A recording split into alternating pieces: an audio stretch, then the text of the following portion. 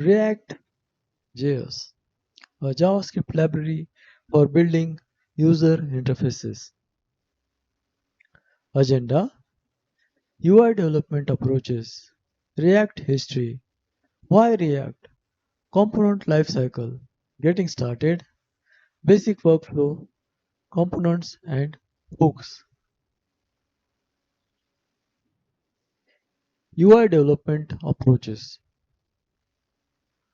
Building a user interface means turning application state into pixels the user can see and interact with.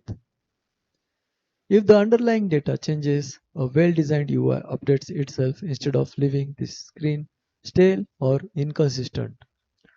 Almost every modern web application relies on some kind of structured approach to managing UI updates. Any team building an interactive interface benefits from a predictable way to keep the screen in sync with data. Manually updating every DOM element by hand as data changes doesn't scale. Imperative and declarative UI. An imperative approach tells the browser exactly which document object model DOM elements to create, update, or remove step by step. A declarative approach like React describes what the UI should look like for a given state, and the library figures out the steps. Imperative: vanilla DOM manipulation. jQuery: you describe the steps. Declarative: React, Vue, Vue: you describe the result. Problems with imperative DOM manipulation. Single point of failure. One missed update call leaves part of the screen stale. Manually tracking which DOM nodes need to change becomes unmanageable as an app grows. Verbose, repetitive code is needed just to keep the UI in sync with the data. Hard to reason about the current state of the screen by reading the code alone. Every team reinvents its own ad hoc patterns for updating and re-rendering views. Misses out on reusable, composable building blocks for the UI.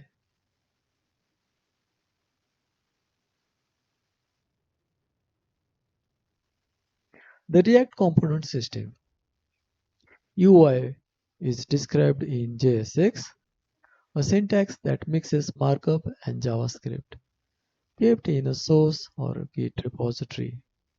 Components are published and installed as packages from npm, the same registry Node.js uses.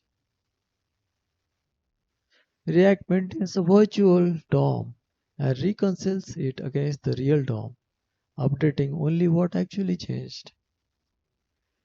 Other similar UI libraries: Vue, Sweat, Angular.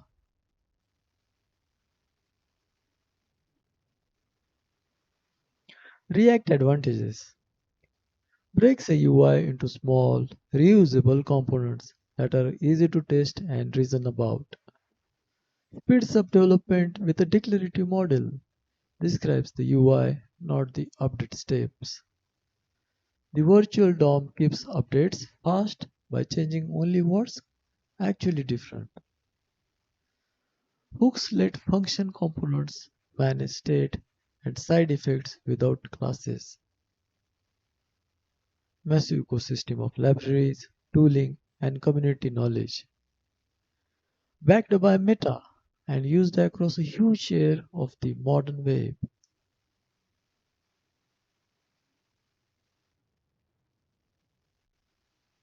Everything is a component, almost. One huge benefit is that in React, almost every piece of UI is a component that can be reused and composed.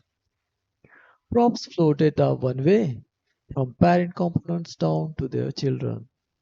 State lets a component remember and update its own data between renders. Hooks like useState and useEffect add behavior to function components without writing a class. A single page is really just a tree of components rendering other components. Props and state. Props, data passed down from a parent component, read only inside the child. State, data a component owns and can update itself, triggering a re-render.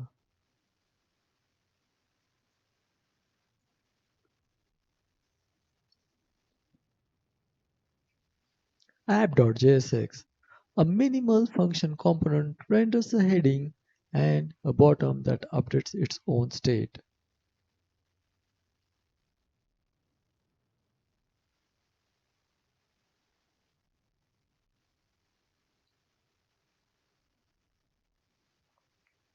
Use effect.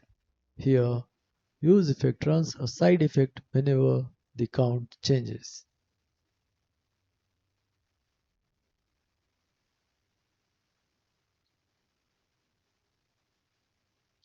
History, created by Jordan Walke at Facebook and first used internally starting in 2011. Open sourced publicly in 2013, introducing JSX and the virtual DOM to a much wider audience. React Native followed in 2015, bringing the same component model to native mobile apps. Hooks arrived in 2019, letting function components manage state and effects without classes. Now maintained by Meta and a large open source community powering a huge share of the web.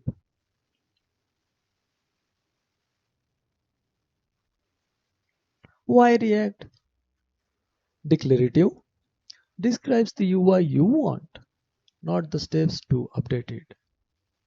Component based build complex interfaces from small, reusable pieces. Virtual DOM fast, predictable updates even in large applications. Huge ecosystem, countless libraries for routing, state, and styling. Learn once, use everywhere.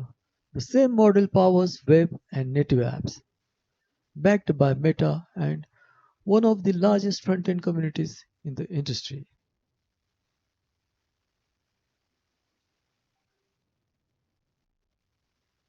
The virtual DOM. The virtual DOM is a lightweight in-memory copy of the real DOM that React uses to plan updates. React re-renders components, builds a new virtual DOM tree, and dips it against the previous one. Only the real DOM nodes that actually changed are touched, keeping updates fast. Never manipulates the real DOM directly alongside React.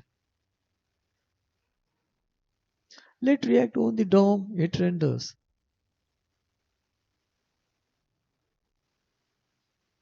React component lifecycle. Build vdom render. Update real DOM commit. Use effect runs effect. State changes re-render. React renders a component to a virtual tree, commits the difference to the real DOM, runs effects, and starts over when state changes. Getting started with React.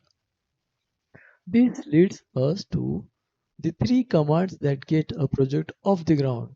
npm create white at the latest. Create a new React project from a template. npm install. Add the project's dependencies. npm run dev. Start a local development server with hot reload.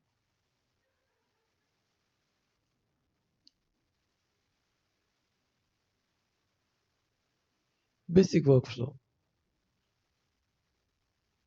Author React. Practice React.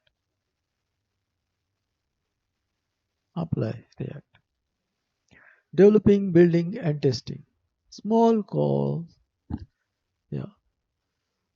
Some call dev, build, and test React's everyday loop. Fast. Hot model reload reflects most edits in the browser instantly.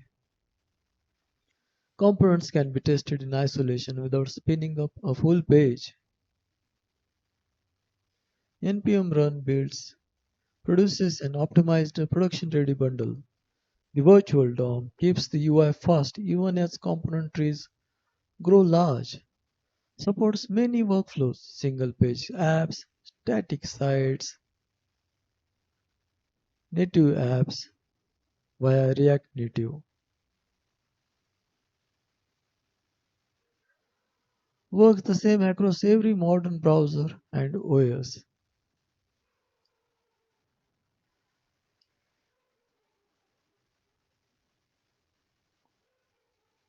Any questions? Thank you.